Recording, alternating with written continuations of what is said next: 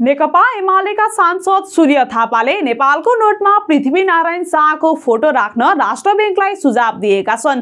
आज अर्थ समितिको बैठकमा बैंक तथा वित्तीय संस्था सम्बन्धी बाफिया विधेयक सम्बन्धी दफावार छलफलको क्रममा थापाले नेपालको एकीकरणकर्ताको तस्बिर नोटमा छाप्ने कुराले राष्ट्र बैंक र देशको इज्जत बढ्ने तर्क गरे।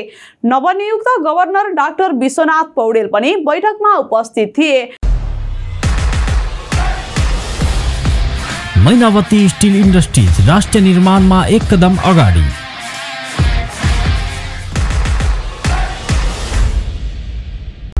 Nepal's #1 adhesive brand Rachikol टास्छ मज्जाले टास्छ।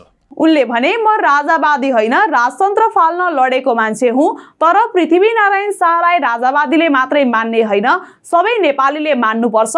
नोटमा पृथ्वीनारायण शाह तस्बिर अंकित नोटको थालनी गर्नुपर्छ।